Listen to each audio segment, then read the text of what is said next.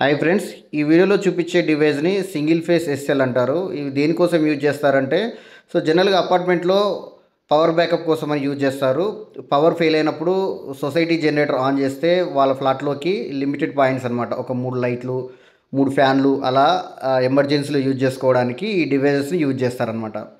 ఈ ఎస్ఎల్ని జనరల్గా కింద ప్యానల్ బోర్డ్ దగ్గరైనా ఇన్స్టాల్ చేస్తారు, లేదంటే ఫ్లాట్లో డీబీ ఉంటుంది కదా, డీబీలో అయినా ఇన్స్టాల్ చేస్తారనమాట.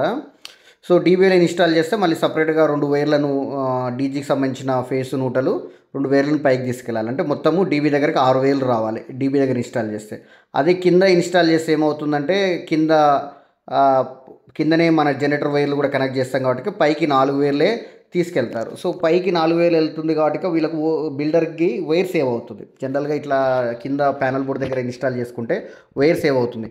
కానీ వీళ్ళు ఒక మిస్టేక్ చేస్తున్నారు. ఏం మిస్టేక్ చేస్తున్నారంటే సో ఈ ఏదైతే పవర్ బ్యాకప్ ఉంది, ఫర్ సపోజ్ పవర్ బ్యాకప్ కోసం వీళ్ళు ఆర్ ఫేస్ యూజ్ చేసుకున్నారు అనుకోండి. వై ఫేస్ బీ ఫేస్ డైరెక్ట్గా ఫ్లాట్లోకి వెళ్ళిపోతాయి. వై ఫేస్ బీ ఫేస్ మీద ఏం చేస్తున్నారు వాళ్ళు, జనరల్గా ఏసీ కానీ వాటర్ హీటర్ కానీ హెవీ లోడ్ ఏదైతే ఉందో లైటింగ్ లోడ్ కాకుండా అదర్ లోడ్ ఏదైతే ఉంటుందో ఆ లోడ్ అంతా ఎల్లో బ్లూ ఫేస్ మీద ఇచ్చుకుంటున్నారు. అంతవరకు బాగానే ఉంది.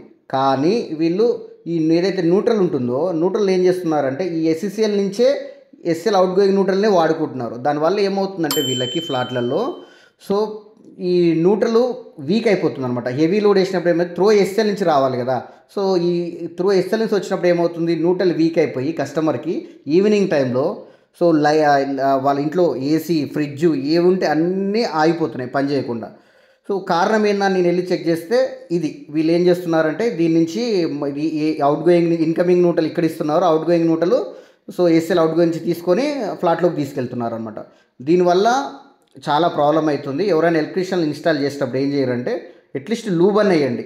ఏది ఇన్కమింగ్ న్యూట్రల్ నుంచి ఎస్ఎల్ దగ్గర ఈబీ న్యూట్రల్కి లోడ్ న్యూట్రల్కి లూబ్ వేయండి. అది వేయకూడదు, బట్ కాకపోతే ఇక తప్పదు, ఆల్రెడీ వైరింగ్ అయిపోయిన దానికైతే మీరు పక్కగా లూబ్ వేస్తేనే ఆ ప్రాబ్లం రాకుండా ఉంటుంది.